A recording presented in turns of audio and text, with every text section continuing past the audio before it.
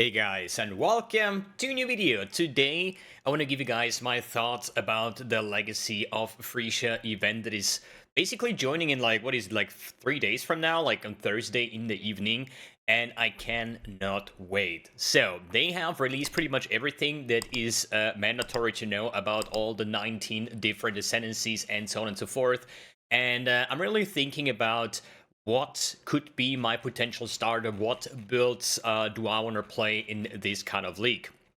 So here's the thing, this is like my the disclaimer more or less, where I would say I'm not the guy for good league starters, right? I personally don't even care about league starting because league start is just like a thing for, let's say, just the first weekend more or less, right?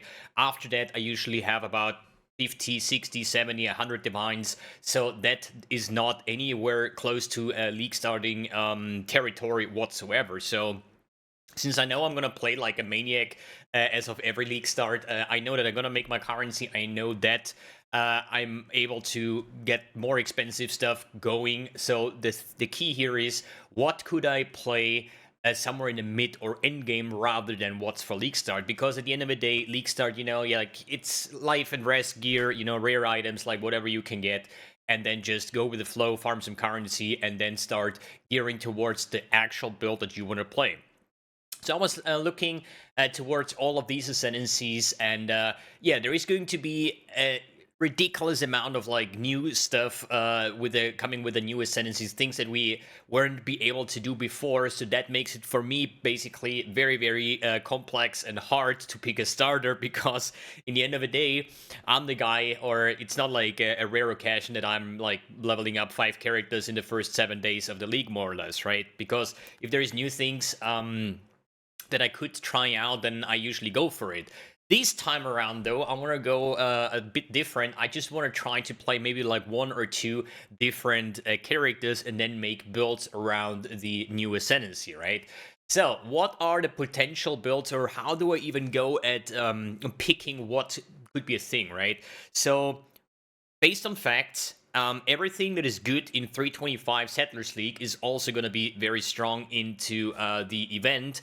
Just that these ascendancies, in my opinion, are quite a lot stronger than what we typically have. That means if the build worked out well in 325, guess what? It's probably going to be even stronger in the upcoming event. But the thing is, I'm not looking for the most broken build to completely trivialize the game, because where's the fun aspect of that, right?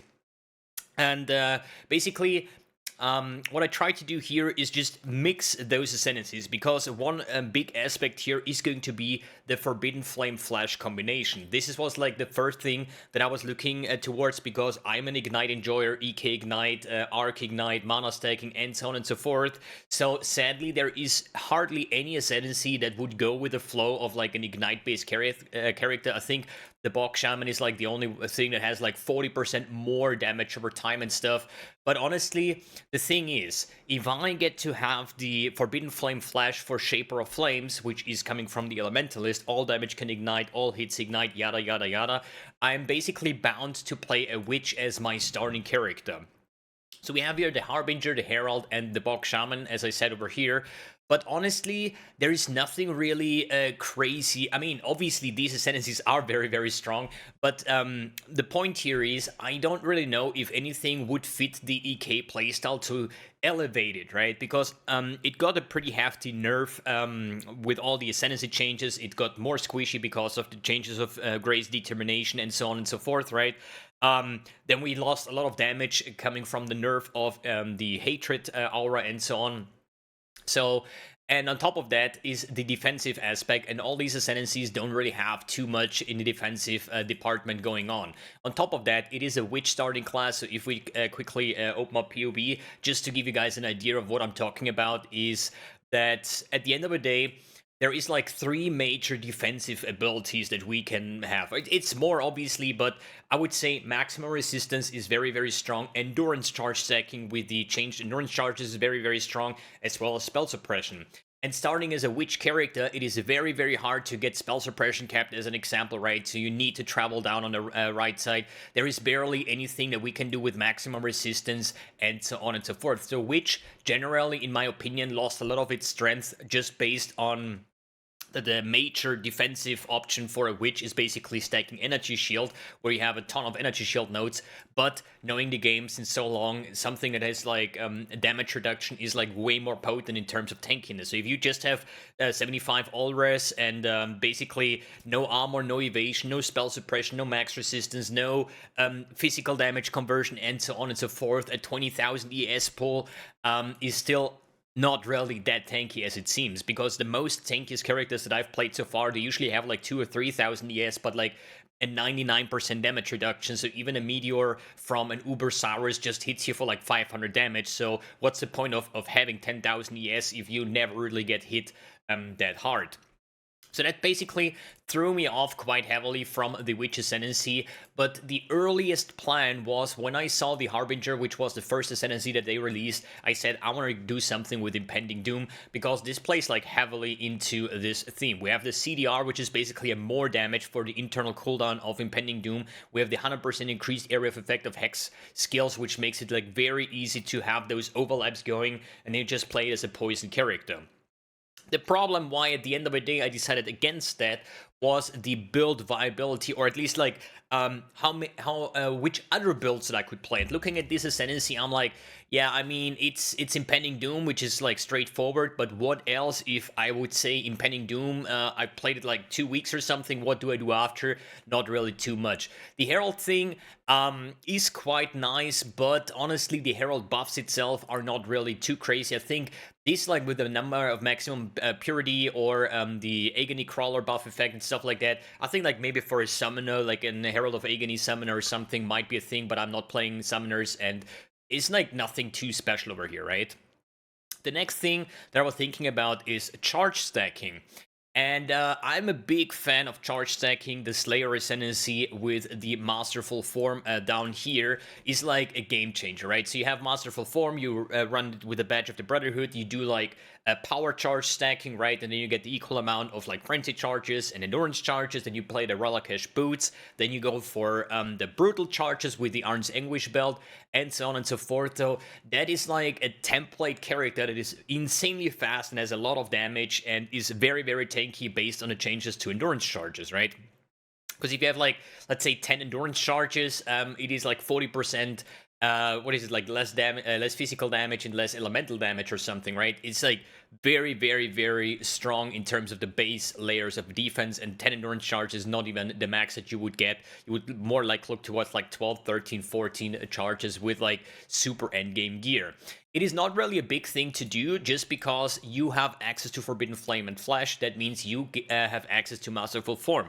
Obviously, not in a league start. Obviously, you need some investment. You need the Relakesh boots, and you need the Forbidden Flame Flash combo for Masterful Form to make this entire thing going. I'm not really having a problem too much with that, because in like it's league start, you just pick any duelist, you just play whatever you want, whether it's Bone Shed or whether it's like anything with the new ascendancies. But then as soon as you have like a character that can farm the, let's say, low end game content, right? As soon as you're done with your Atlas and you do like your first farming strategy, whether it's like farming heists or doing like essence farm or ritual or anything like that, you know, at some point you can accumulate enough currency to just buy Forbidden Flame Flash. Probably not on the first day or something, but maybe like 3, 4, 5 days in, these jewels will pop up based on like how pricey they will be. But in the end of the day, you can still play a charge stacking Slayer. So let's look at the ascendancies for the Duelist. We have the Gambler, the Paladin, and the Aristocrat. And honestly, even though the Gambler sounds very tempting for me, this is, I think, the last ascendancy that I would pick, just because I hate inconsistent stuff, right? You always have to fulfill something, you always have to like do something to get something, or a big upside but also a big downside that you not really can play too much around it. So the Gambler completely falls short. Then the Paladin looks for me more like maybe like armor stacking or something, not really in the theme of the charge stacking, more or less, right? But the Aristocrat looks like very, very strong, because at the end of the day here we have a lot of like plus skill levels, exceptional and non-exceptional support gems, quality of skill gems. This is basically the Gemling Legionnaire of PoE2, right? We get lots of skill points extra, so this would be also like a possibility for like an aura stacker or something like that, just because of the mass points that you would get just with the 5 skill points over here. Makes it 6, 7, 8, probably 8 or 9 extra points over here. But then you would probably do something like stat and charge stack, right? Maybe something even with omniscience, and you skip the badge of the Brotherhood, and you just go endurance and frenzy charge stacking to free up your amulet slot. Maybe go omniscience and just stack a lot of like attributes together with charge stacking. This would be something that might be really interesting. But it is still, same as on the witch side, only one single build that would be interesting to play around, right? So if I would say Duelist, and I would go charge stacking because I'm really interested in charge stacking, I would pick Aristocrat, but it's still only like one build. So then I went back and said like, okay, what kind of like combination could I do to make something special in these builds, right? I don't want to talk too much about the Whisperer, for example, because a lot of content creators have made POBs with the Whisperer and the Surfcaster already, which was like my second take after Impending Doom, more or less, that I said like, hey, I'm going to do something with conversion, maybe Incandescent Heart, maybe Eternity Shroud kind of like build. Nebulous would probably fit into this very, very good. If you get the max resistance, you get like 600% increased damage just from having a Nebulous. Then maybe dual wield Nebulous with all this like what do you say? Oh wait, there was actually a Surfcaster over here with the lightning damage converted to cold, which frees up your 2 ring slots, because usually on these builds you go either physical to lightning, or you start with a lightning skill and then you go double badge of the Brotherhood, like double call of the Brotherhood to get your lightning into cold damage, and cold to fire support, and so on and so forth. So freeing up those 2 ring slots would be a lot of quality of life, and this character would also be insanely fast because of the reverse chill as well as the Ghost of the Deep. But since I saw so many content creators already making POBs with Surfcaster as well as the Whisperer with like the Indigon helmet with mana stacking or Dex mana stacking, I just didn't want to really go that route. And that leaves me down to my final, as of right now, current decision of my starter, which is going to be the Scavenger. So why the Scavenger, basically? Well, the Scavenger here is, in my opinion, one of the most versatile ascendancies that we ever had. This is an ascendancy that has a shit ton of unique items baked into its ascendancy points, right? We have, for example, the Cloak of Flame for the 40% fist damage taken as fire damage. We do have Tainted Bag, like all these crazy things. And I would say if you only plan to play one character, I think this is perfect, just because a lot of like low life builds are forced to play with the Chevron's wrapping just because of the chaos damage taken does not bypass energy shield. There is a flask that I once tried out, coruscating elixir, I think. But hey, dude, you just die as soon as you cannot sustain the flask charges or map modifiers that give you like reduced flask charges gain. You don't have 100% uptime, so this is not really the way I want to go. But having shafts as your ascendancy point makes up like, you know, you could just make low life builds without shafts and just go like explore any kind of like other insane body armors to maybe make something crazy about it, like maybe an Incandescent Heart or as I said, Eternity Shroud or something like that. Then on the next side here, on the right side, we have Leadership's Prize, insanely strong. We have Death Rush, super good for early on, but also Surface Heart, Chaos Damage, can ignite, chill, and shock, right? Then going down here on the top side, we have Nyctus Lantern for Battle Mage. You also have Cerberus Limb. You have Obliteration for free explosions. You have Void Battery for potential charge stacking, right? And you have the Fulcrum. And this is basically this one ascendancy node that was a login for me. So the Fulcrum is basically a two-hand, I think it's a staff or something, right? A polearm, whatever. But it gives you elemental ailments you inflict are reflected to you. So self-chill, self-ignite, self-shock, self-whatever, you know? And there has been a bunch of Fulcrum builds, you know, the RF Chieftain Fulcrum, something, detonate that, whatever. But all of these builds are locked into using the Fulcrum because it is build enabling. Now that you have the Fulcrum as your Ascendancy node, opens up your weapon and your shield slot where you can do other fancy things, right? And here on the bottom side we have like Invictus Medal, Soul Taker, Doomfledge, and so on and so forth. But honestly, the way that I would go right now would be I would probably play like a double Cloak of Flame setup with a Dawnbreaker, which would basically mean you're already coming in with 100% physical damage taken as fire damage. The Cloak of Flame actually has a bit of a different mod. It is all damage, so physical damage taken as fire, and the Cloak of Flame on the Ascendancy has only from hits. But in the end of the day, if you're able to convert 100% of the incoming physical damage into an element, you can completely ignore armor, and you can go something like Transcendence as an example, right? Because you don't care about physical damage mitigation since you're converting all of that, right? Then, as I said, Fulcrum is for me the next login, which would be the self-ignite thingy. And the way this works is you would basically ignite an enemy, right? Then the ignite that you inflict is reflected back to you, and if you're running something like ignite proliferation, you are becoming the ignite proliferation. It's like a righteous fire playstyle, but how do we generate insane amounts of ignite ticks? It is basically obliteration. So now you say, hey, you have the Fulcrum over here, you cannot pick obliteration. That is true, but since I'm freeing up my weapon slot, I could still take something like obliteration just for the sake of speed farming.